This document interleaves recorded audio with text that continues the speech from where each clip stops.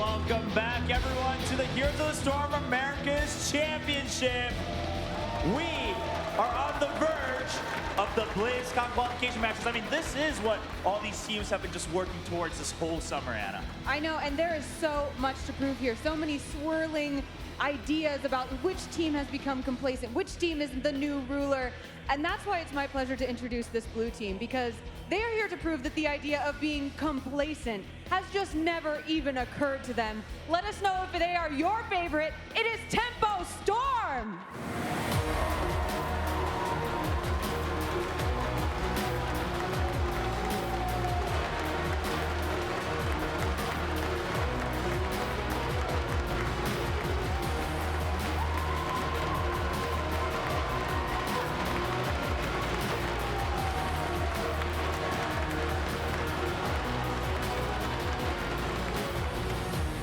On the other side, I mean, we've been saying all summer that Tempo Storm is the favorite in North America, but this team has had, if anything, the same level of confidence coming into this match, fighting for a spot at BlizzCon. Ladies and gentlemen, it is compLexity.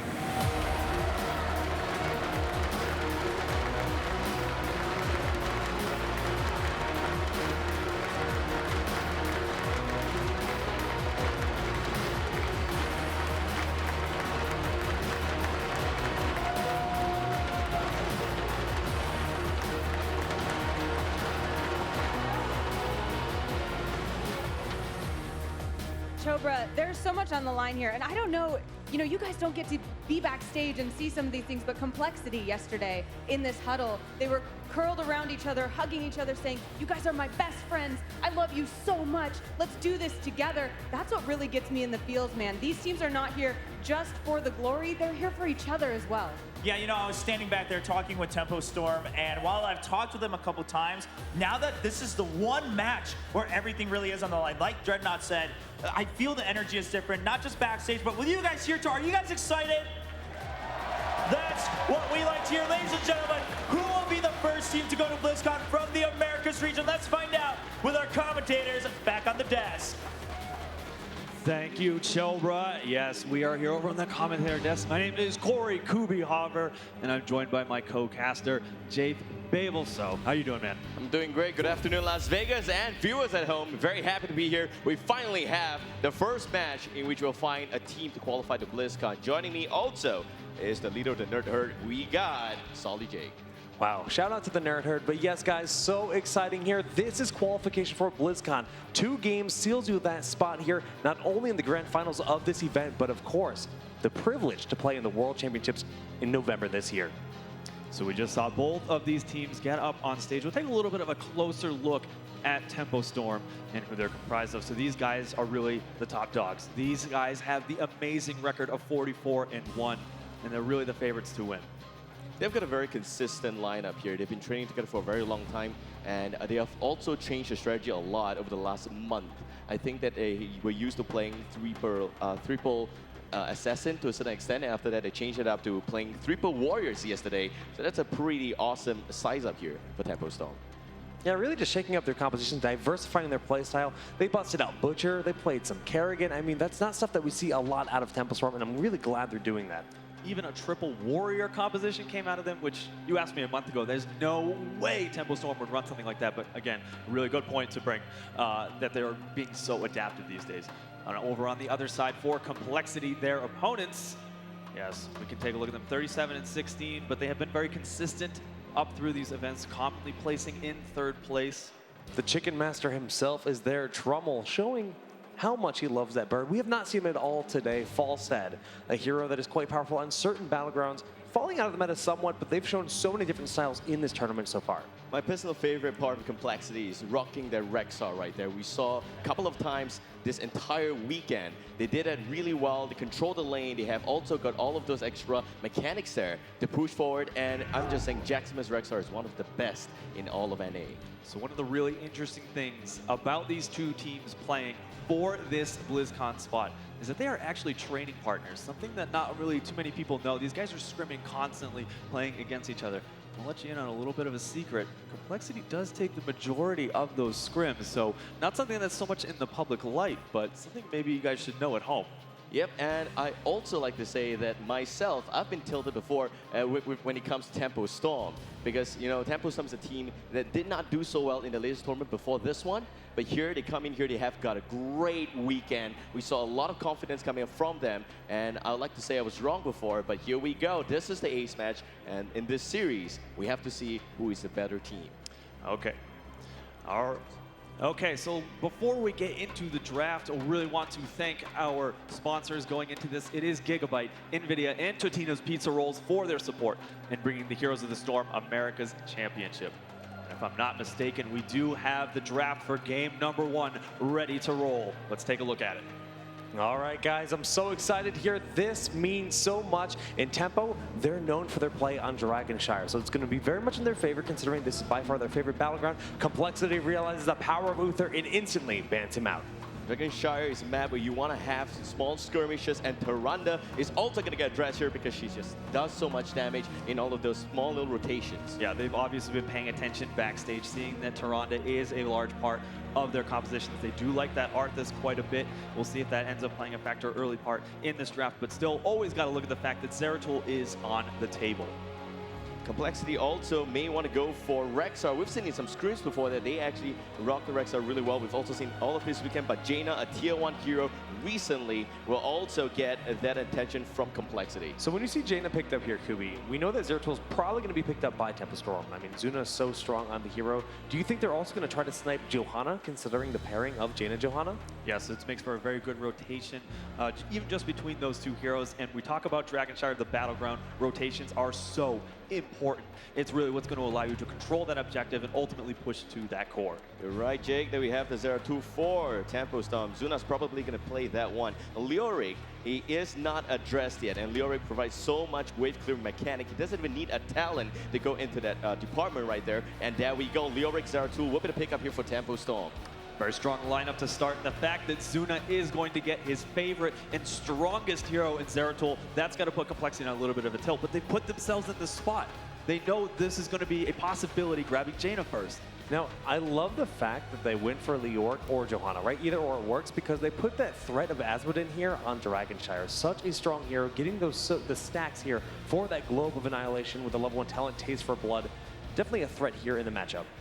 Also, compLexity now, they have to decide if they want to go for Johanna, but they're going to get Vala first, and that's a snatch, because we know Tempo Storm, they rock that Vala really hard. So compLexity, they're coming to here prepared with double range damage dealers. And they're going to lock in their warrior, at the very least their first warrior. We know they have the potential to grab more in the later parts of this draft, but Johanna also, Jake, like you were mentioning earlier, pairs very well with Jaina for those rotations. You know, that Vala is actually pretty early, though. It feels like a comfort pick, just the power of straight from the back lane. We have Johanna in the front. But it's nice to get your assassins locked in early like this. Now they can opt to try to go for Kerrigan, since Tempo Storm did not ban that out. And it's very unlikely that Tempo would run Kerrigan with Zeratul. So compLexity, they set themselves up really nicely in this draft. We've seen 2 Arthas from compLexity in a match before this one here, and that's also going to get banned up from Tempo Storm. Uther, he fell through the crack, and no team picked him up. Uther's not also going to get any action in this first game, but Tempo Storm, they have to get an idea now. They have 2 picks, and what do you think these picks is going to be? So this is actually interesting. I really want to point this out, the fact that Vala has been picked up, Jaina on compLexity's side, the banning of Kaeyoh. This really puts Tempo Storm to grab, yes, Zagara as one of their damage dealers. I'll be honest with you guys, their Zagara play has not looked as strong as it used to. Right, so in the last tournament where we saw Tempo face off in the finals, Kaeyoh was missing most of his Maws. And it definitely got to his head, right? It really affected his gameplay in the grand scheme of things. But today, I feel like the team is feeling confident. They always play better on land, and I think his Maws will be on point. I believe in Kaeyoh. Also, this also means we're going to have 2 controls, right? Maw and Void Person is going to be a very, very good in terms of controlling very specific spots on this battleground, most notably those 2 shrines. You're right. I was just about to say Dragonshire is a map that Tempo Storm has a lot of a good win rate on, and they know exactly how to rock this battleground. We've got Malfurion coming in as well to provide a sustained heal for Tempo Storm. It looks to be pretty okay. compLexity, if they really want to match up this kind of sustained heal, they have to go for Rhaegar, or are we going to see something a little bit different here? The potential with these Maws, following up with a root, the March of the Plague King could be actually just insane here. I mean, there is no escaping if you're rooted to the ground in these scenarios. So Tempo's got a really strong draft so far. Yeah, and like you were mentioning, Babe, we'll still need to lock in that support for complexity. The question is, after that, are they going to run an additional warrior? Are they going to run the triple damage? I would think it's going to be that warrior. It will be a Nubarak. Are they going to pair this with Rhaegar or something a little bit different? So Nubarak's getting picked up here because Arthas is banned, and it will be the Rhaegar, and that's really good. It's kind of like, you know, getting some sustained heal. Rhaegar's not as good as a sustained healer because you are expecting him to get those talents level 13 and 16 to get those extra healed value right there. And early game Malfurion, once he gets those heals going at level 10, Tranquility is going to help the team sustain a lot better. Complexity, they look like they want to have the late game advantage here. You know, stylistically though, complexity, they'd love to run Johanna with a Nubarak, probably more than Arthas even, just because of the power. When you get that big condemn, you follow up with the burrow charge. It's such a big combo. The damage output is rather high, but we talked about Azmodan earlier. He will be picked up here on Dragonshire. Azmodan with that taste for blood ability picked up on the Globe of Annihilation. We're going to be looking to see Tempo Storm making a lot of those rotations between mid and bottom lane to power up the ability. If they can really start to catapult this a little bit further forward, they can really start to wail away at the backline. Here's the other thing that pairs so well with this is Zeratul. He can sneak in that backline, get in the shadows pretty safely, and the fact that he's there with those globes is going to be a very scary fact for complexity. I'm pumped up for this game right here. We're seeing some dunks coming in. Asmo dunk is going to be in this game. Dragonshire is the battleground, and I think we're ready. Jake, what do you think? This is just so fitting. Tempo Storm is the team that invented the Azmodan stacking composition where you build up that Globe of Annihilation for the late game. And here on Dragonshire, their best battleground, going with one of their original strategies that really shook the entire hero scene globally. I couldn't be more excited. All right, thank you so much, Jake. We'll be talking to you a little bit later. Let's head on over to game number 1. This is the first qualification match for BlitzCon. All right, ladies and gentlemen, make some noise. Tempo Storm complexity. Game 1, we're going in to Dragonshire. On the blue team, we got those lightning and cloud. Tempo Storm's gonna be here. Zuna will be on to the 0-2. We got Soldier playing as the Lyric. Arthelon will be on to the Desmond, and Kaeyoh playing as Sagara, and Dreadnaught as the healer will be the Malfurion. Okay, looks like we do have a little bit of a pause, folks. We'll try to get that sorted out for you in just a moment. So, babe, we got to talk a little bit about some of these compositions, especially the Azmodan Zeratul. It's just something we have not seen at all this event so far. How do you think the impact is going to be on complexity? Maybe they haven't played against it in a while. I think this is a very interesting, pick here, and I think the crowd's gonna love this one. Asmodan, you must be kidding me. Like what Jake said. This is something that's really good for Tempo Storm. They're the ones who invented this kind of lineup, and this is the map that they have a ridiculous win rate on. With this amount of stacks going in, you have a very awesome kind of setup. Your Lure's gonna clear the wave really well, and those stacks will come in really fast. Can complexity react? I was expecting a little bit of a Rexxar pick here because they are rocking Rexxar really good this weekend. And Rexxar, he is also good in the early stages where he can provide a kind of lane clear. But here we're not going to see Rexxar and complexity. They look like they have the late game advantage as compared to the early game. Could be tricky here. So just to update you guys a little bit, it looks like as though we do have a real small mechanical equipment malfunction for one of the players. So we're going to try to get that equipment swapped out as fast as we can to get into this first game. We brought up some really good points, Babel, about this Azmodan composition in the back. And I want to talk a little bit more about Complexity's draft and what they went for. Nothing really too crazy, nothing that we have seen too much of in terms of like, the Rexxar trying to throw Tempo Storm off. They really just actually tried to grab a lot of their damage picks to just try to limit what they have and maybe make them feel a little bit uncomfortable in that sense. Yeah, well, we're just looking at a possible late game here, and theoretically speaking, if we move past level 16, you're going to see Azmodan with those stacks really, really high. And with that going on, I do believe we've got the game ready. We're going back into it right now. We've got Tempo Storm with those late game potential complexity, looking like they want to take the fight there. I'm not so sure about this myself because we have this kind of fight potential, but could we please take it away on complexity? On the right side of the map for the red team, we do have complexity. Cattlepillar is going to be on the Johanna. Blinks will be playing Rhaegar. Hans is going to be on the Anubarak. In the bottom, we do have Jaximus on the Bala, and Trummel will be playing Jaina. So here we go. Game 1 is very important for both of these teams because we both know that this is the BlizzCon qualification match right here. Whoever wins this series will be able to go to BlizzCon. And oh my God, Soldier getting caught off guard already. There goes Derek's Ravewalk. He's going to be fine for now. Really just trying to make a statement. I agree with what compLexity is doing here. They have the stronger level 1 fight between Johanna being able to move forward, but really the big deal is Jaina. She has so much power in her base kit. It's absolutely given the right for compLexity to get aggressive in the early game, and they absolutely have to do this because of Azmodan. If they let him start to run away by stacking up those globes of annihilation, it's going to be big trouble in the late game. Yeah, and also because they went with a bit of a Johanna picker and the brag, no T-Reels. T-Reels were pretty good to counter against Azmodan. That's why Tempo Storm, they picked out Azmodan as the last part. I think that compLexity totally did not expect this Azmodan. There is no way they could really stop all of these stacks getting pumped up here for Azmodan. Really trying to make sure they have a lot of survivability for some of the individual backline heroes. Vala grabbing what looks to be a Hungering Arrow style build. If Zeratul is in a position where he isolates Vala in that backline, you can use that Hungering Arrow to duel a little bit better. We're probably going to see that Frost Armor at level 7 for Jaina just to slow down those auto attacks. Some really smart picks going into this. It's pretty important because there's a Zeratul on the side of Tempo Storm. We're going to make sure that when he jumps in, it doesn't really land those right clicks, and that's going to mitigate some damage against Jaina because if he does land those clicks, he will get that chill effect on him. Setting up for another aggressive rotation potentially. Cattlepillar with that Night Takes Pawn ability does a really great job rotating between these two lanes to clear the lanes out quickly. The Orc is no slouch in that department either. In terms of the laning strategy here, it's pretty clear compLexity. They know they're up against Azmodan. They change it around a little bit. They're trying to do a good rotation, making sure they can get some early pickoffs, but it's not very successful so far. Yeah, with the 0 takedowns in this early portion of the game, not so telling just yet, but they have to continue to put the pressure on. We're looking at probably around a 5-minute mark. What we want to see is somewhere around 100 bonus damage to that ability. So we'll keep an eye on that and give you guys some updates on it. It's really good to see that you got a Hungering Arrow build coming up from Vala because that's going to help with the burst potential. Jaina, she has got some slow, but it's going to be up to Tempo Storm to stay safe and not overextend because there's not enough lockdown speed, but lockdown there too is taken out already. Yeah, so it looks like the bottom lane, we talked about how much there's going to be some skirmish potential. And the rotations for compLexity, they want to make sure they get an early control of these shrines. If they can put some structural pressure onto Tempo Storm in this early part of the game, that's going to back Azmodan up even more.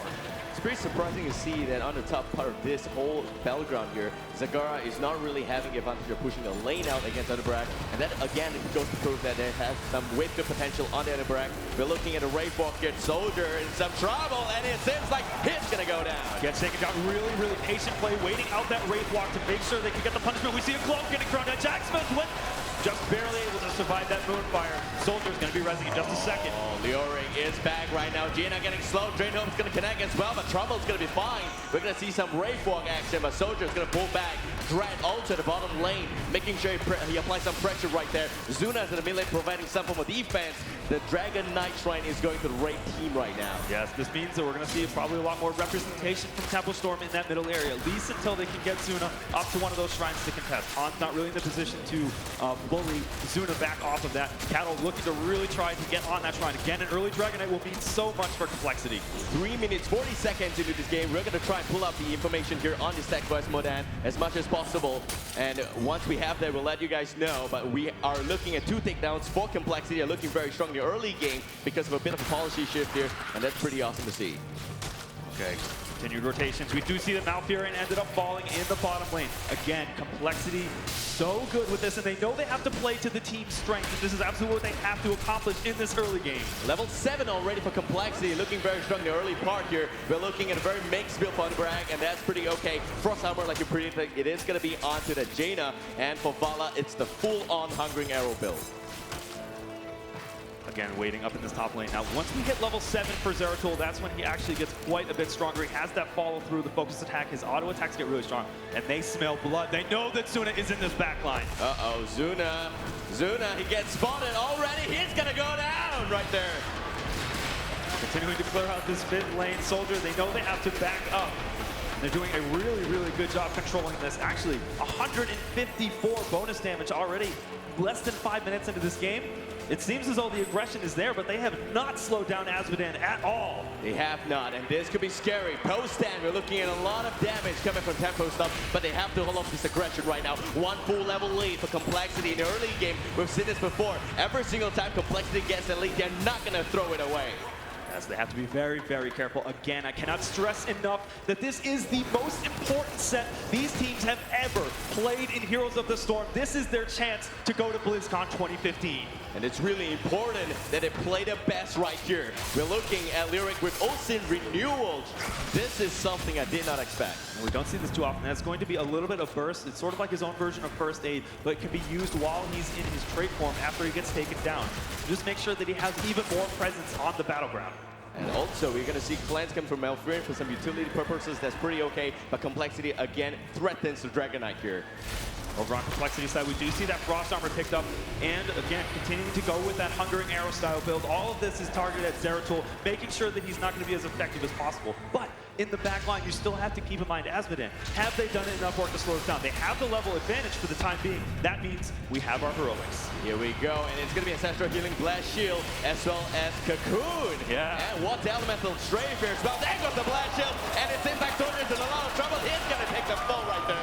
Souls are getting punished so much this game. A really, really good Blast Shield into Condemn. Caterpillar doing a nice job to isolate some of the members of Tempo Storm. They know they have the advantage right now for the time being with those heroics. They have a window right here. Can they get the first Dragon Knight? Sea Giant also fighting for compLexity on the bottom part of this map. There we go. We have the red shrine right now. Can they go and pick this up? We also see on the top part of this right, Kaeyoh in some trouble here. Hans with the Impale connecting. And those beetles, they do so much damage. Summon battles in the top lane. Looks to be a stalemate for the time being, but Zagger is actually going to back up for now. We do have control both of these shrines for compLexity. They're going to send some of their heroes to the mid. They really need to get this first Dragon Knight of the game. All right, heroics for Tempo's picked up already, but hold that thought. Soldier in position. He does have Mark. Is he going to use it? Not just yet. That goes Tranquility. Caterpillar for 3-man Condemn. But looking for more Jaximus behind, but still no real damage from compLexity. Look at this. compLexity backs up. As soon as they see the Tranquility pop, they know that is a 100-second cooldown for the ability. They weren't able to get anything accomplished with it. This might mean that they can get a little bit more aggressive. And here we go. Cocoon connecting one target already. There goes the bunch of Black King. Jaximus going to pull back. Arthelon's the one inside the Cocoon. He's going to be okay. And the glue connection is going to connect Jaximus. Wow, that damage. It's really starting to stack up Azmodan. Again, they have been hard at work making sure they have Zeratul applying a little bit of pressure. This means that compLexity has to back up. They have to respect him, his strength as a hero. If they step out a little bit too far trying to punish Azmodan, it's going to get rough. Yeah, it is, and we're looking at still the full-on double lead here for compLexity. Rotation-wise, both sides doing pretty okay. We're also going to try and check in on Azmodan's stack real soon to get an update on the amount of damage they have. But right now, we're looking at Imminent Soldier mid lane against Caterpillar. This is the classics love story between Johanna and Lyric. All of a sudden, Tempo Storm is really starting to take battleground control back. Arthelon trying to channel. Knows that that's my shield. Okay, he gets popped. A great Ancestral. And there goes the ball. Present Zuna with those plays right there, but they're not going for the Dragon Knight just yet. We need a new Bunk right here, but he's nowhere close. Trummel goes down. There goes the volleyball. Tempo stop. They have the crowd going for them. Could connect. Oh, one target. Glimmer managed completely. That's the backline. They have to get out here. We see someone can follow up and connect. This is troublesome. Soldier is gone. And compLexity. They played their fight. They want more. We're not going to see the glove connect on any more targets. They do end up trading out Arthelon, and the rest of the group are able to back up. This should relinquish control of that top shrine. We're going to see a new Rack burn charge onto. He needs to get there as fast as possible. Zuna trying to channel right now. Is he going to get it? No, it's broken by a new Rack in the top lane. Wow, top shrine. Big play by Hans. He knew he had a window there. He just went for it. Now Zuna coming by to punish the Trader King. But looking at the brag with the barrel charge. Can he run away? I don't really think so. And down he goes. Punishing that play. Very smart for the two heroes to rotate up to the top lane. In the bottom lane, it looks as though we're going to have control back going to compLexity. So it's sort of like this ring around the rosy type of deal with the shrines. No one team being able to control for the time being. Oh, Soldier mid lane. He's just doing so much work in this game right here. And we mentioned about the level lead in the pre-10 stages. It's almost looking like Tempo Storm, they just equalized this game. Triple Spell Shield was picked up at level 13 for compLexity. That's absolutely targeted at Azmodan. We definitely have some answers right there. We're also going to look at the stack. It's 288 in under 10 minutes. Looking very good from Tempo Storm right now. Yeah, not enough has been done compLexity to slow this down. They have a very, very slight experience lead. Still have not given up a lot structurally, but the fact that these globes have run away so far, they're almost able to clear out the Giants in one shot. Wow, that is scary. I will not want to be on the receiving end of that basketball-looking thing. We got this equalize going on, 10 minutes in already. And we've got level 14 for compLexity, just barely. They don't really have talent lead right now. They're going to have to play it safe. They were very aggressive in the early game, but here it is slowly becoming a problem. Global Annihilation may not be what they want to look for. Continues to clear out entire waves with a single ability, as long as that black pool is underneath it, which empowers Azmodan's abilities. Arthelon throws the basketball up. No, he's not going to get anyone right there. But clearly we got Zuna taking care of the Sun Shrine on top there. We know that this is Tempo Storm's strongest map, and so far they are executing it perfectly, continuing to stall the game out as long as possible. They haven't lost any structures despite having this Azmodan strategy, which is absolutely targeted for the late game. Tempo Storm, they're just buying time right here. We're looking at a very good late game for Tempo Storm, and it's just really impressive the way that they instantly flip on both shrines at the same time and go for the Dragon Knight. That is something most teams cannot do. Starting to see a rotation to the bottom lane. cattlepillar has the overextended. You do see, yes, the all-shell burn is good enough, and it takes down Johanna. We have the shrine again, bottom top, taking a trade here. compLexity losing Johanna. They may have some trouble defending the top shrine. You can bet Tempo Storm, they are on the right right now to the mid and top lane. And the rotation back up. Malfurion actually leading the charge. Hans has got to know he has to back up. Can't stay a little bit too aggressive up there. We got some very tense moment. We got some pretty awesome talents coming next to the Ice Block from Malfurion. That's going to help him stay safe while he pops Tranquility. Also, it looks to be very standard coming up from Azmodan. He's going to get some mobility there with the All-Shell Burn. That's really good to see. Arthelon, his stacks is already up to 400! So, let me give you guys a little bit of background. The record that has been set for maxing out at that 500 bonus damage is 11.5 minutes on Tomb of the Spider Queen. And we see the first dragon has been picked up for Tempo Storm. They are playing amazingly in this early game. This is risky. They got Dreadnaught in that dragon right there. Means no heals for the next few minutes right here. If they really want to take a fight amongst any of the other members, they can do that. But Tempo Storm, they get level 16 first, and this is what I call the comeback story. All right, those level 16 talents picking up. We're going to see a little bit more survivability on Zeratul with that stone skin, more root control. So if they're able to land those amazing roots in the back, why the trouble? Oh, we have the Ice Block.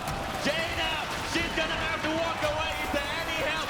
Little Frosty right there is going to try and do something. May not be enough. Dreadnaught is actually at the mid lane doing a lot of damage. The rest of Tempo Storm at the bottom lane plowing through those structures. Trummel with his new best friend is going to try and look to do some damage here. Zuna trying to get some cheeky play in the back line. 432 bonus damage now for Azmodan. Moving into this, the Dragon still continuing to pressure in this mid lane. They're not trying to overextend at all. Like you mentioned, Babel, they don't have their support right now, so they cannot take any really aggressive team fights. Oh, compLexity gonna have to look at that damage. Wow. They're gonna have to be prepared right now because we have the Malfurion back, and we're gonna lose her to Zuna. Will connect. But can Trummel do something? Oh my God, that's boom, baby. We're looking at some extra damage here against Dreadnaught. No damage on the side. That puts up. Then we have the Ice Block, Tranquility pop up, and Azmodan just doing the dance right there. He's doing the Harlem Shake, and another glove, but not gonna connect. Dread has to leave here, but he does not. cattlepillar has to pull back. We're looking yet another pew-pew left to me, and cattlepillar in a lot of trouble. Will go down. That's one hit on Trummel. So this only leaves the two members of compLexity alive at this point. Tempo Storm can take an aggressive stance moving forward. Yeah, you really want to go in and nail those globes right there. Some were on point, some were not, but we can look to more damage as Azmodan stacks right now stands at 470. It's going to really start having an impact. And what I really want to point attention to is when we hit that 500 damage mark, that's when Tempo flips the switch and says, we're going aggro. We are going to give you so much pressure you cannot deal with. There's no way you can out-heal the amount of damage these globes are going to dish out. You know, Arthelon, he's been doing a Super Saiyan charge all game. He's going to get a level over 9,000 real soon. I cannot wait to see that. Super Saiyan 3 Arthelon's a very scary thought moving into it. We just see some Hearthing back. Again, they're waiting out their time. Almost at the maximum amount of stacks, 494. And again, we're going to see that moment where Tempo Storm just gets incredibly aggressive. compLexity, this lineup is supposed to do them good once they hit level 16. But against Azmodan, they don't really have a shot here. We'll have to see if those gloves won't connect. cattlepillar pulls back, pops the Iron Skin. Rest of the team is already in his vicinity. They may want to fight. Zuna goes through the glove connects, but some heals is going to make that okay and bearable. We're also going to see Singularity Spike on Johanna. She has to go back right here. The longer these fights drag out, the worse it gets for complexity. We're going to see another glove get thrown in not too long from now. There it is. It hits over the wall. Hans is going to be all right for the time being. Those spell shields are actually doing a lot of work to mitigate some of that damage. Again, after a spell is hitting that, triggers for 3 seconds of 50% damage reduction to any incoming spells. Yeah, complexity gaining ground right here. There goes another glove. Boom!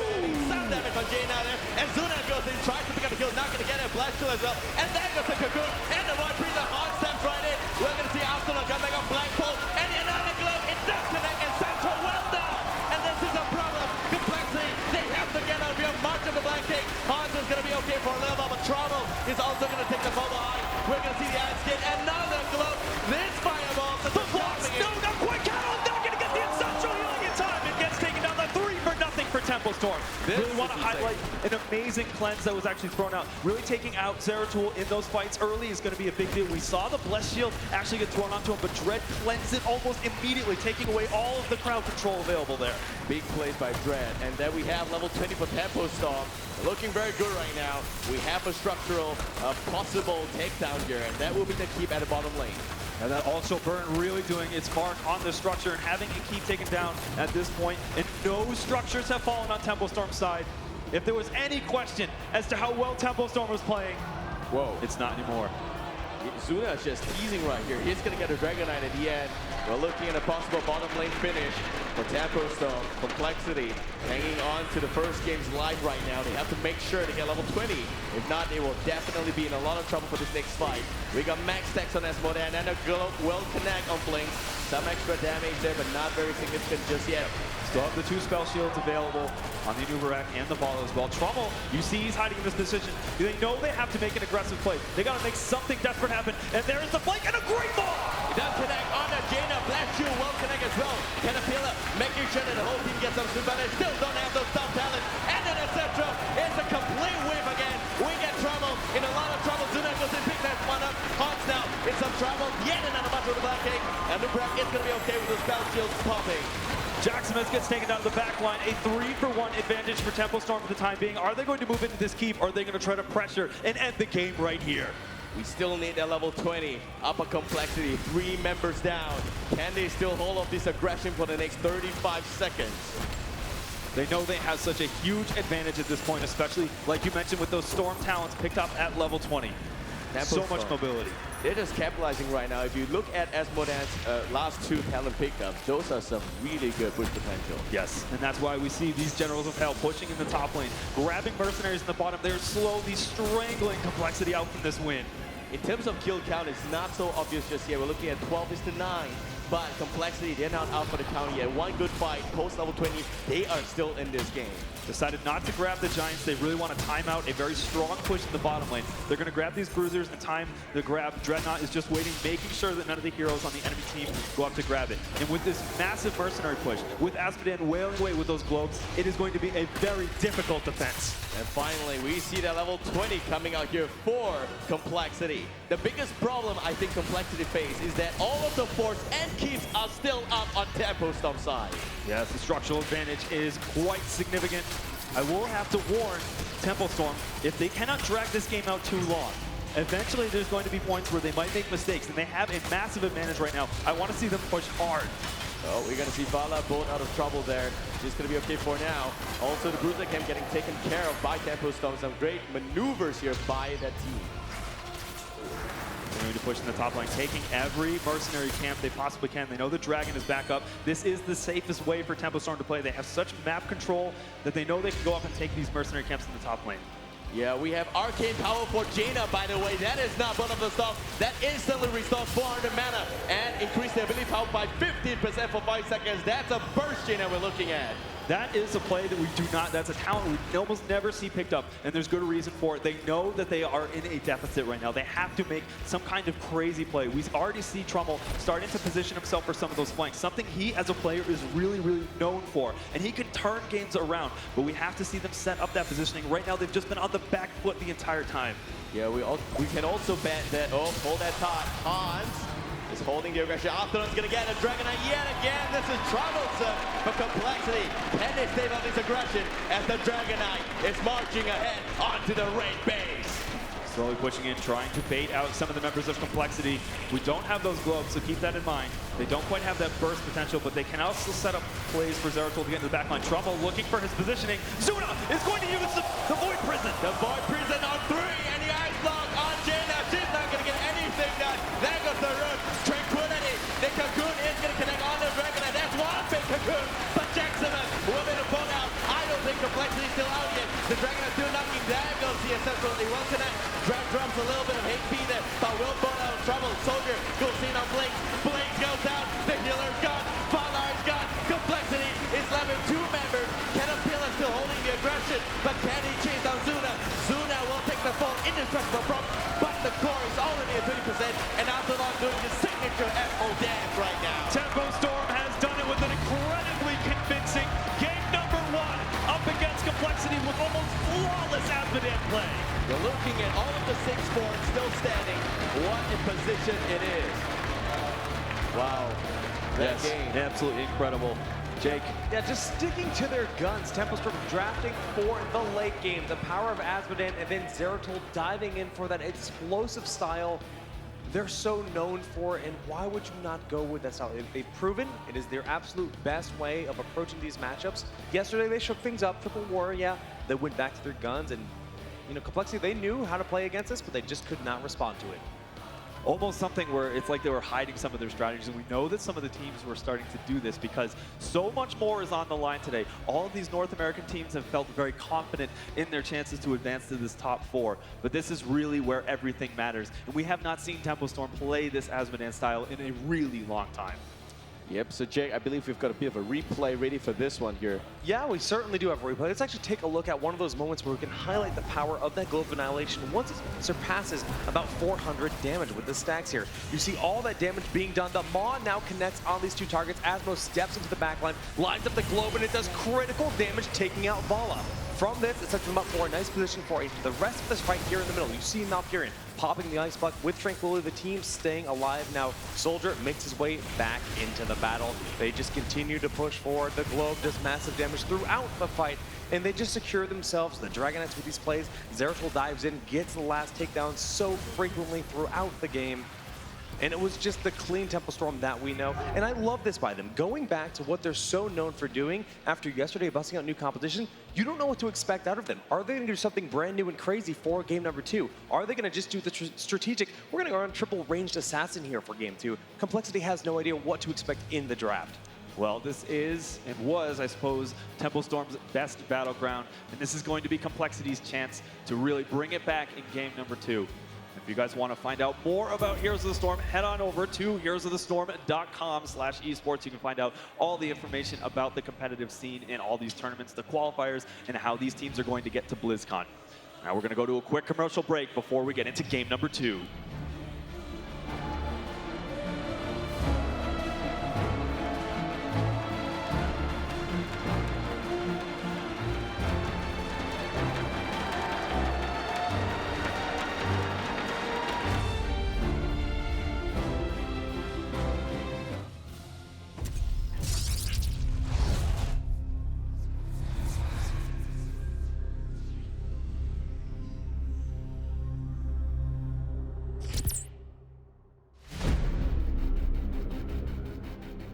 The Swarm brought ruin to our world. Our proud people became refugees. And yet, they could not shatter our unity.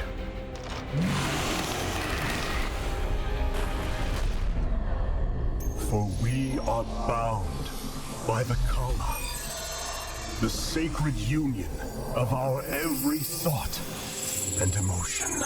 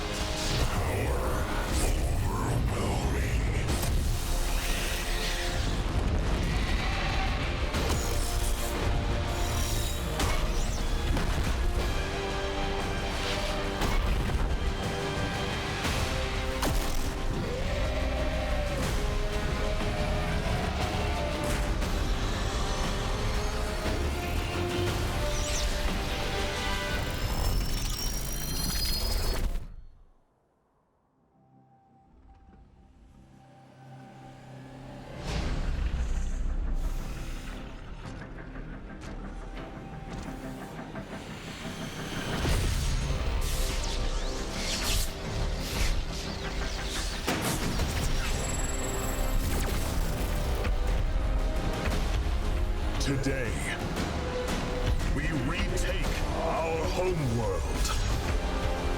And with it, our legacy.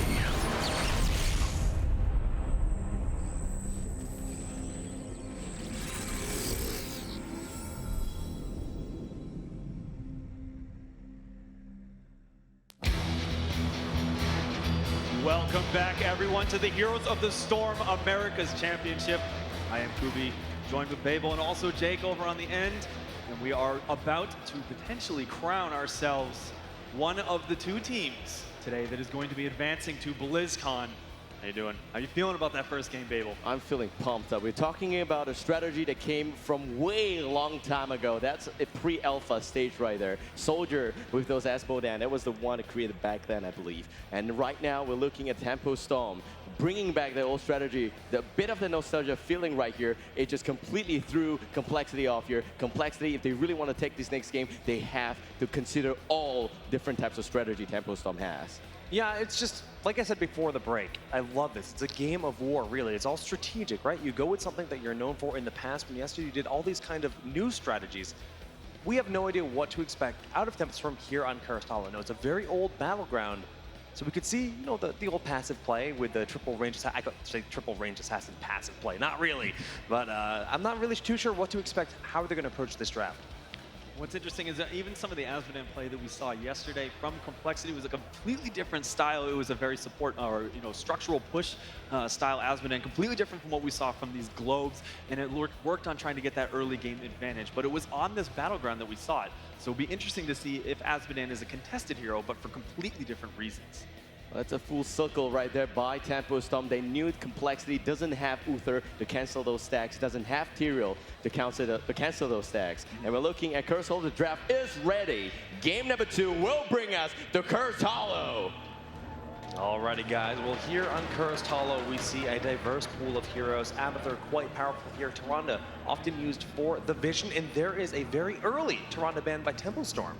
Yeah, they know that this is something that Complexity really likes to run. We saw that actually even banned out in the previous match as well. They know they paired this with the Arthas. They've been really showing that they like Jaina. That seems to be one of their first picks as well. I think it's a smart pick, you know, and if it worked, just keep running with it.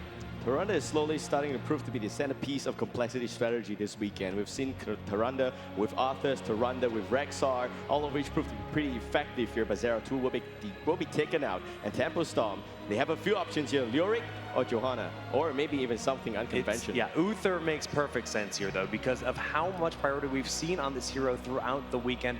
I love this. We saw Cloud9 do this in the last match. Actually, Tyrande was their ban. They forced out that Zeratul ban, and they just grabbed Uther right away. There's so many strong pairings. You can go like the machine gun Jaina in the tempo mage, I like to call it, in the front line. You can run with those melee assassins for the critical damage as well. Very strong hero. Okay, we'll have to see if that is something they're looking to prioritize early on. There is the Jaina, proven to be a very strong asset to Complexity's lineups many, many times. And we even saw that was probably their ticket to making the comeback in the last game, especially grabbing that arcane power at level 20.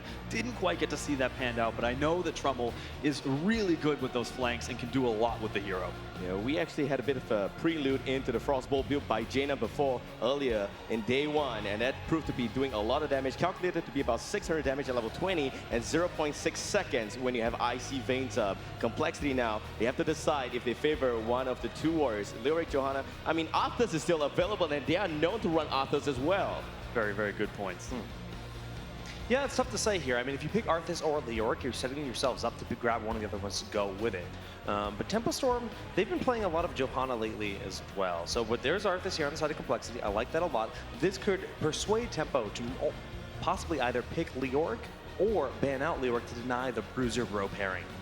Tempo Storm had a lot of their strong damage dealers taken away by Complexity's lineup in the last game, particularly Vala, something that they feel very comfortable running and they grab in a lot of their games. We're going to see the Leoric actually got a lot done with the March of the Black King in that last battleground. What are they going to follow this up with to round out their damage, probably? So the Kings will split sides and the Starcross lovers will go to Complexity. Wow, that's a sick drawing right there. Thank you, sir. Really awesome. I want one.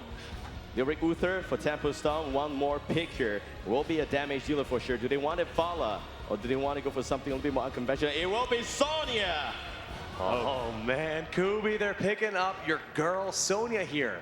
is going to be played on Cursed Hollow. So much power in that front line, especially through a Divine Shield on there, allowing Sonya to do so much damage and healing with Whirlwind. It's a very early show on this hero, and the interesting thing, again, is she is weak to those the stuns that could be thrown out, and there's still 3 picks available for complexity. They know that they have a lot of warriors under their belt. Even picking Rexxar could be detrimental to Sonya in this particular case. I'm curious to see how Tempo Storm is going to follow this up. All right, moving on, we got Zagara and Kilthas getting banned out, so not going to see the Fiery Mage coming to either side here. Zagara providing great zone control will also not be possible. Vala will go to complexity again. Like you said, Jake, in the last game, that's a comfort pick for them. They have to fall back on something reliable. 2 damage dealers, both range. Arthas is going to hold the front. Who do you think is going to be their healer here? I'd like to see, well, actually, I would almost say like Johanna. Like if Tempo Storm showed yesterday that they run triple warrior, it makes sense to grab a support here, but they are going to go for another warrior. So they actually opt to go with Rexxar Complex. Been playing a lot of Rexxar this weekend. Misha does have a pretty safe stun to stop out that whirlwind of Sonya. And that's actually pretty good. We've seen Rexxar as a huge counter against Sonya in complexities games against Ralix. Those were really good. And we've got 2 warriors with Tempo Storm. They have got a priority pick here, 4 more damage dealers. But we don't know for sure if you're going to see Raynor moving forward, because Raynor really rips those warriors apart with those right-click damage. Sonya, Leoric, they set up the stage right well. But here we go. Raynor's going to get picked up really well. Yeah, it's a very, very strong hero. We've seen this run in the past against the multiple warriors, the Giant Killer. Really just the auto attack style. Raynor does a lot to sort of push them back. And again, pushing with the Hyperion. We saw Tempo Storm running this in their series against Cloud9. Very, very effective in terms of cleaning out the keeps and really pushing them to end the game. Yeah, and just the zone control you have fighting over those tributes. It's such a powerful, heroic. But Tempo Storm, they've got 1 more pickup. They already have 2 frontliners. They've got Uther here, the final assassin. It could be a warrior as well, man. We're looking at a possible tier. And it's a Murder! Here we go. Triple warrior for Tempo Storm. They've rocked this kind of lineup before. They're looking to do that to destroy Rexxar, Arthas, and Misha. Yes, it's going to allow them for a lot of control. They can just keep Raynor alive in that backline. He will be able to dish that damage out. Sonya getting in there, and that's also meaning a little bit more peel for the hero as well. The Divine Shield. I think Tempo Storm has really set themselves up something that's very different. We have seen a little bit of this out of them in this tournament so far, but not traditionally. Wow, Karazim getting picked up right here, taking a page out of Ralik's book. Are we going to see the 7-sided strike on Divine Palm? I'm kind of leaning towards Divine Palm because we're looking at a lot of possible stack of damage coming up from Tempo Storm. But you have to realize the threat that exists with 7-sided palm, or excuse me, 7-sided strike as well. It's such a diverse hero, especially against triple warrior. 8% damage dealt from each strike from that 7-sided strike, and when you have triple warrior, their health pools are bigger. So 8% damage, well, that adds up quite a bit. Yes, Relix was able to show us some of this play earlier on in the tournament, how they're able to sort of isolate and actually roam with Karazim, especially after level 10, to punish some of this warrior play. A very exciting pick, a great counter. We're going to have to see if it pans out. We're going to head on into game number 2 of this series. This is do or die time for complexity. They have to take this to keep their dream alive. All right, Jake, thank you very much. And now we are going into Cursed Hollow. Ladies and gentlemen, make some noise. We have Complexity's tournament life on the line right now. Tempo Storm will be in the blue corner. And we got Zuna playing as the Leoric Soldier on the Merlin. Arthelon will be on Sonya. Kaeyoh on that Space Cowboy Raynor. And Dreadnaught will be the Uther. And on the right side of the battleground, Complexity with their backs to the wall. They have to take this game. Jaximus is going to be on the Rexxar. Hans will be playing Vala. Cattlepillar on the Arthas. Trummel's going to be playing that patented Jaina. And Blake's on the Karazim. Cursed Hollow is a big battleground. You want to make sure you apply pressure across all 3 lanes. The early game is very important because if you get the first curse, you have so much more advantage. In terms of laning pressure, Triple Warrior, they have the pre-4 advantage, but we know for sure that Rexxar, he can hold his own lane, so can Arthas, and Karazim, Jaina, Vala may just be the bottom lane triple hero spoof right there. Yes, absolutely. You can't always count out Jaina, though, with the Arthas, and if Rexxar is roaming with them as well. They could do a lot to contest this early game, and I'd be curious to see how this ends up panning out. Right, Rexxar is going to be top lane already. Vala station at the bottom lane. Rest of Complexity is at mid lane, actually. And for the rest of Tempo Storm, they're just doing a bit of a movement rotation right now, deciding who should go where. Triple Warrior actually sticking together like glue right there. Cursed Hollow, one of the battlegrounds. It's a very, very large battleground, so it's we're going to see tributes popping up between the mid and top and the mid and bottom lanes. If you collect 3, then you will curse the enemy team, and it's going to be absolutely the objective. We'll see that popping up around the 2-minute mark. So some early game rotations, but that is absolutely going to be the focus around that time. Arthelon's going to have the increased range on Ancient Spear real soon, but we're also going to see a little bit of the jump potential from both Muradin and Sonya. Sonya, if you provide the space, if you allow her to get in your face, she's going to slam it down. Okay, already starting to put a lot of pressure onto this bottom lane, looking to take some of these towers out. Look at that, already getting it down to half health. Hans really just sort of helpless, sitting behind that gate, trying to defend it. And Zuna mid lane with the Wraith Walk, trying to get out of trouble, and Howling Blast is on point! Zuna will go down! That's the power of Jaina in that early game. Has an incredibly strong kit, and it scales so well past, especially we're going to see that Water Elemental. Maybe even that Ring of Frost does a lot of really good zoning, especially if they're running multiple warriors. It's the first takedown, but it doesn't mean a lot of EXP lead just yet. We need to see more of this roaming action, and Jaina well got out. The Tempo Stomp Punishment's running. 4-member perfect body block right there. That is what I call a body block of death. And top lane, we got Rexar doing some work. Misha, unfortunately, not really able to go right in because of the HP dropping so low. Menpet will kick in, and Jaximus holding onto the lane aggression. A really strong rotation earlier there from Tempo Storm. They did end up losing Zuna, but they fired back knowing that compLexity would be in the area looking to take their Giants as they spawn right at that 2-minute mark. Arthelon on the Sonya, a very strong mercenary camp, someone who can take those mercenary camps very quickly, and they're going to play to that to their full advantage before these tributes pop up. All right, tributes going to pop up real soon right now. And Tempo Storm, like you said, man, could be they're looking for the siege camp. They're going to find it, and the tribute will spawn just nicely as well. Top tribute may not be exactly what Tempo Storm wants, but they're also in the vicinity. We got compLexity doing a bit of a rotation, and the thing about Karazim is that pre-7 it doesn't really have much heal. Trummel now, meanwhile, in a lot of trouble. Dreadnaught will connect. Trummel will take the bomb. Perfect stumble right there, and Arthelon's the rolling, staying alive. Caterpillar needs to pull right back. We see Karazim going in to do some heals right there, and we also got Misha going down. Tempo Storm will get the first tribute. The fact that they were able to get Arthelon out of there was really going a long way for them to be able to secure this first tribute. They have grabbed it. They're even looking for more punishment. And they're not going to get anything right there. Raynor is doing all those consistent damage. Vala did not join up with the crew. She's looking for some bottom lane aggression. Going to get some EXP soaked up as well. Giants pushing in the top lane. They know that they want to just try to defend this as long as possible. Arthelon just really getting in the face of those multiple warriors. Stuns a bit far away. In terms of talent options from both sides, everything looks to be very standard, nothing surprising just yet. We're looking at Karazim going for a bit of a support build here. He could go for Cleanse or something else. Zuna, meanwhile, will use the Wraith Walk, and a Blizzard will connect, but it's not a takedown. Really smart play from Trummel to save the Blizzard, knowing that the Wraith Walk would be the tool to get out. And the stun on the Whirlwind has Arthelon overextended. Arthelon needs to pull back. Whirlwind's going to heal him out a little bit, but it's not going to be enough. There is not enough heals from Dread. His mana is so low right there, and nothing they could really do. Kaeyoh also in some trouble. Misha lunges forward, but not going to get anything done. Tribute spawning. compLexity, they got a bit of a numbers advantage, but Soldier's here first. Yeah, he will be respawning and should be able to get up in time. Soldier just needs to sort of stall this out as long as he can. See that Death Coil going out, trying to push them back cattle, activating that Frozen Tempest to push all the heroes from Tempo Storm back. Blanks looking like he's about to get it. Nice holy readings by Dreadnaught there. And the compLexity, they have to pull out. Zuna is in town, looking for the Dreadnaught. He finds it on Blanks. There goes the Stumble onto Jaina. Soldier dropping below 40%. Trummel going in for the takedown. Is he able to get it? 1 or 2 more Frostbow. Not going to be enough for Trummel now. In a lot of trouble. Zuna giving chase. And we are going to see some heals now. Oh, Tempo Storm. Warlock is again in here. Trummel with his southern exit will go down. Trummel able to be taken out in that U-shape area. They know they could just rotate heroes around. A smart play. They pick up. No, they don't actually. We had compLexity grab that in the midst of all the chaos, so they're going to even the tempos out 1-1.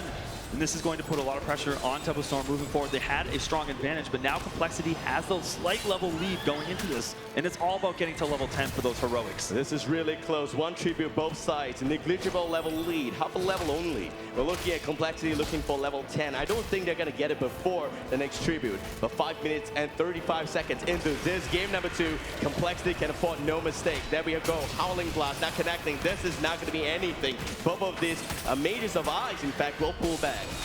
We talked about that machine gun style build for Jaina earlier. We have the Pierce on the Frostbolt, as well as the cooldown reduction on the chill targets. If we see that Icy Veins picked up, it could mean massive damage going from those flanks of Trummel. The lockdown is real. That is some real teamwork. They can put aside their past grievances, but Arthas and Jaina, they can do a lot of damage if they want to. compLexity doing a great job battling back from that loss in game 1. Their early game looks strong, and they are well on their way to level 10, picking up the second tribute. A Wraithbolt by Zuna is going to be okay. The rest of compLexity, they get that tribute advantage right here. We're looking at both teams getting level 10 before the next tribute spawns. Arthelon taking up the Siege Giant, and here we go, heroics for compLexity. It's going to be Water Elemental, Unleash the Boars, as well as that extra Army of the Dead from Arthas. We see Divine Palm by Karazim and Strafe for Vala. Talked about the damage output and the stuns from this triple warrior lineup that Tempo Storm has, and having that Divine Palm could be a very critical asset to compLexity moving through this mid to late game with the advantage. Wow, we're looking at a lot of control coming from Tempo Storm, but they need to do better in terms of soaking those EXP. They're getting rotations and not really getting any takedowns, and both of those kill shot misses terribly. Jaximus was just directly in the middle of both of them, and here we have some multi-shot slows coming in as well. A rotation from Hans, not going to be quite enough damage to try to punish this, and this is a critical tribute for compLexity. If they're able to grab this, that means a curse and a lot of structural damage could be thrown down. Tempo Storm has to represent here. And Dread summoning it up really well. Blinks is waiting for it. And there we go, Karazim with a Radiant Dash. Zoom in, zoom out, just like a Ferrari. We got the rest of them right here. And Soldier looking to bully Hans with the Dreadnaught from Zuna. They're looking for something more, but Blinks is dropping in the background. The Monk with the Divine Palm is going to save him some seconds. But they don't activate! And it's nothing at all. We're looking at Murden chasing a little bit. Arthelon goes down first. And we're also going to see Uther God, Rainer down, Blinks with some Breath of Heaven kills right there. And Tempo Storm, 3 men down. They have to pull back. Is Zuna going to get punished for this as well? Misha is out, so that means no stuns quite available. We're going to need to see the Howling Blast. He's not going to be able to get out. This means that all the members of Tempo Storm are taken out in the meeting process of that fight. A great battle. They're going to be able to rotate, take that tribute, and all of a sudden, compLexity takes a large lead. The biggest problem of the fight right there was Tempo Storm splitting the targets. They didn't have a focused target. You got 3 warriors, absolutely good lockdown, but you're not looking at taking down any heroes. That's going to buy a lot of time for them to reposition, and compLexity did just that. They punished them right nicely. That Divine Palm was a bit of a distraction. Murden fell for that. By the time he joined in the rest of his team, the fight's over. Okay, with this curse, compLexity opts to take their boss. Tempo Storm quickly able to realize that this was the rotation from compLexity to start to take their own, and compLexity hasn't realized this quickly enough, or perhaps they've made the assessment that they wouldn't be able to get there in time to punish this. Karazim still hit it in that direction. Will not be in time. Blinks is here, rest of the team. They realize what's happening. The curse looks like it's doing some work on the top lane, but Leoric's heading in that direction already. compLexity, they may actually have to defend the boss instead of pushing right now. Yeah, not something that they wanted to be doing while they had their curse active. We see Trummel is taking the Giants, continuing to just set up for more of a pressure lead. They're not trying to take any kind of risky play to get additional takedowns. They know they have a lead, and they're just going to continue to sit on it into that later game. And the boss doing some work in the bottom lane. The structures will go down in front, but the fort should be safe right there. And level 13 for compLexity. We have a bit of a Quicksilver up on Karazim. We're looking at also the Wildfire Bear for Rexar for more damage. And Icy Veins, it is the Machine Gun Frostbolt. There it is again, reduces the cooldowns of all her abilities, and she's going to be able to put out huge amounts of damage during that short time. And again, I have to highlight once more that Trummel is really good at finding those types of flank positions, so watch out for that as compLexity looks to try to put the pressure on Tempo Storm. Jaina's got a lot of burst. We actually saw this before. And here we have them at a good level lead. 10 minutes in. We have to stave off the aggression right now. In terms of having the lead here, clearly it goes to compLexity. Very safe play. Both teams look to be backing up, taking their night camps on their respective sides of the battleground. Arthelon going to rotate to the bottom to clean up those Giants. Sort of a calm before the storm, if you will. The biggest problem here with Tempo Storm's lineup is they don't really have hot crowd control. You have 3 warriors and you don't have enough stuns to lock them down. They're all basic abilities and not enough to connect on everyone on the other side. They have enough damage in the form of Wrath of the Berserker as well as much of the Black King and Rainer's Hyperion here, but can they hold them in their position for those damage to take place? Historically, taking wins off of Tempo Storm meant having an incredibly strong early game. Cloud9 knows this all too well. They have a slight lead for the time being, but is it enough? And Misha is going to barely be able to escape. The bear will be fine. Arthelon looking for punishment onto Trummel, but it seems like the device is going to buy some more time. And after braving the front, much of the Black King, not enough. Zuna goes out. We're looking for more. Hyperion's going to look for a bit of a pickup, but Soldier's the one in a lot of trouble pumping the Avatar. Raynor has got compLexity. They charge forward. Takes a two-hero advantage in that fight, and they're looking to continue their structural lead. Every single fort is down on the side of Tempo Storm, and another tribute spawns. Almost level 16 for them. This is a bit of a nightmare for Tempo Storm. In terms of late game, they may have the advantage when it comes to setting up the proper position in all of this map here with a lot of nooks and crannies. But can they reach level 16 before that? We're looking at some really good aggression by compLexity. They control the battleground very well. And this could be a bit of a problem here for Tempo Storm. You mentioned the level 16, a very critical talent tier, and it is just within grasp of compLexity. Tempo Storm respecting this, not even trying to contest that tribute, given the risk that they could have grabbed that level 16 just as they moved up to it, and that would have been a disastrous team fight for them. By the way, we see Vala picking up Giant Killer, so that's not going to be a frog shot. No extra slows on the multi-shot build. Realizing that Vala needs to do more damage, she also decides to go for blood. That's pretty good. Arthurs has got more extra tanky stuff there. And it seems like Zuna with Dreadnaught, is it going to be enough? We don't know. Drad's here to save the day. And Caterpillar pulls back. Jaximus maybe left a little bit behind. Arthelon goes in, slams the face of Hans. Not going to get a takedown there. He must be badly bruised right now. Misha looking to try to put a bit of pressure. Tempo Storm backing up for the time being. But again, another strong position for compLexity. With that level lead, they're going to be able to secure another tribute. And this is going to be the 4th tribute in a row for compLexity. Wow, they have all of this map possession right here. And we also see Karazim going for a little bit more of a support build. And there is the imposing presence of both the Bear as well as Rexar. You really just targeted at Raynor, making sure that slow his auto attacks down if that is really looking to be his target. And having Misha out in front and knowing that you can't try to punish that positioning is going to be very aggravating. compLexity, they have a bit of a talent lead right now. What they need to do is to force a fight if possible. Jaina also picked up a talent there. I'm thinking it should be Northern Exposure. We'll get confirmation of that real soon. Yeah, you talked about forcing fights 20 seconds before their boss is up, and I think this is compLexity's plan to do just that. Zuna, not too far away, is going to at least check on compLexity's positioning when that time arrives.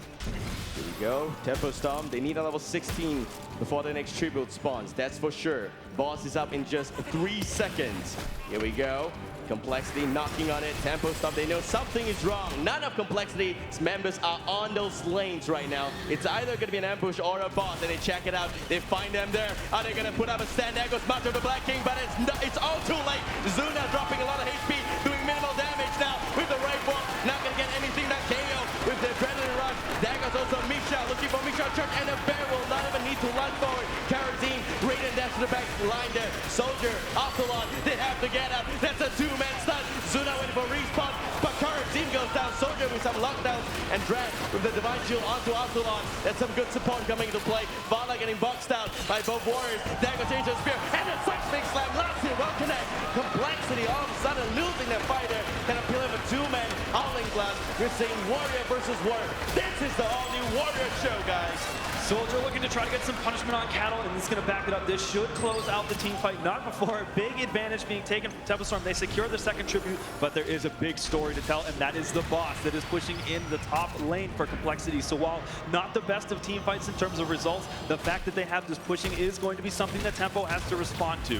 Boss top lane doing a lot of work here. Kaeyoh's here to defend. I don't think the keep is going to drop, but we have got a bit of a nice story here. 2 tribute from both sides, Scooby. Yes. This is going to be close. And with those even talent tiers, this is going to mean so much. This will be compLexity's ticket to getting back to that game 3 to really start putting that pressure on Tempo. All right, we just got confirmation here. It is going to be Northern Exposure for Jaina, so it's a very bursty build. All she needs to do is just to click on Icy Vein and throw herself those Frostbolt. That's going to do a lot of damage already with Blizzard going in as well as those Cone of Coal. That is a bursty Jaina. compLexity very daring, maybe even looking to force another fight. Is Cattle out of position? And Cattle needs to be safe here. Karazim is there for the Echo of Heaven with a bit of an extra heal. Actually, no, Breath of Heaven only. And we also can see Misha with a bit of a charge in. Zuna is not going to do anything to the bear right there. He's actually very bear friendly.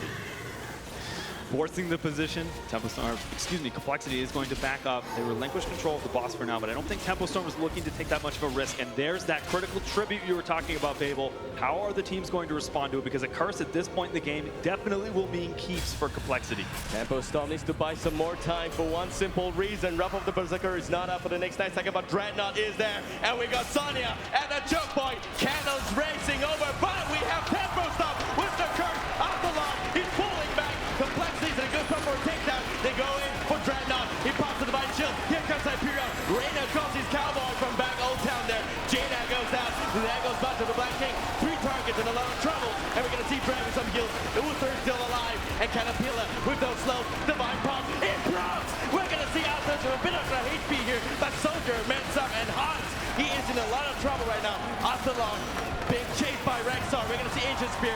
And it seems like Rexar will get hunted right now. A Bowman wipe, completely taken out. Tempo Storm knows that they have this curse for another 30 seconds. They are going to get a lot done with this, getting their sights onto the keep. Big play by Dreadnaught. He was the reason why everyone was able to hold the aggression. Great kills from him. And also you have a 5-man team wide. This translates to a lot of things. If the keep goes down, the core may also go down. This is what Tempo Storm is known for. They know they have this advantage and they're moving in to take this to secure their spot to the BlizzCon. Jaina is coming out first by compLexity. They want some form of defense. 5 seconds before currency. Arthelon, he's just slamming out the core. Core at 20%. Rest of compLexity coming up with Tempo Storm. They will get it. And Tempo Storm goes to BlizzCon. As if there was any doubt for Tempo in the way they're playing. Complacency, not here, not at the Americas Championship, and they will be moving on.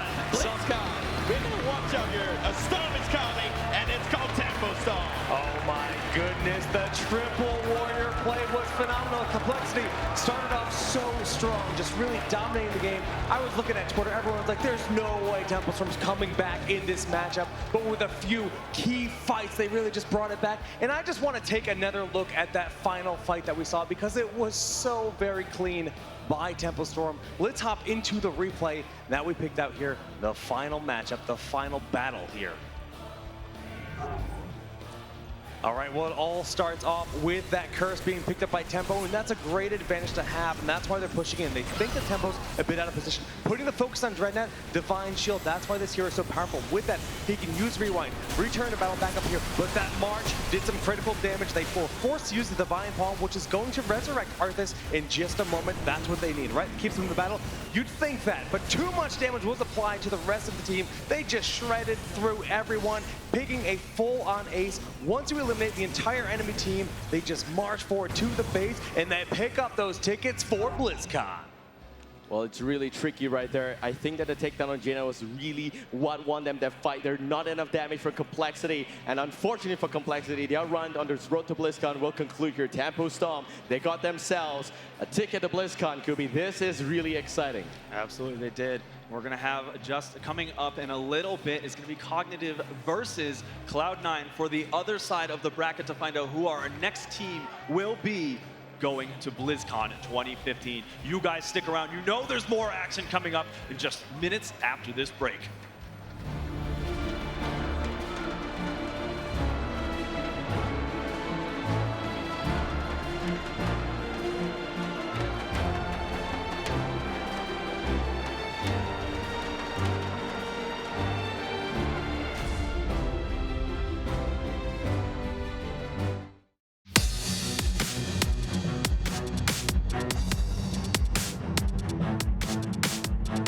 I feel really confident going into this weekend. I think this is the strongest roster we've ever had. And if any roster is going to take it from Cognitive, take the whole thing, it's going to be this one.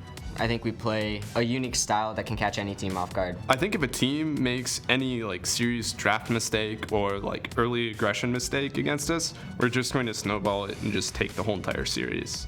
Dictating the pace of the game for us is really important. Having momentum in almost anything you do is beneficial, but for us in particular, it's much easier to do things when I force the enemy to react to what I'm doing. I feel having aggressive playstyle is really important in this current meta because you're able to get the advantage early game and you're forcing your opponent to react to you. You get to set the tempo of the game. When playing from behind, it's a lot harder for you to do things and it's really easy for the other team to catch you out. As long as we're on point, I feel like no team will be able to deal with our aggression.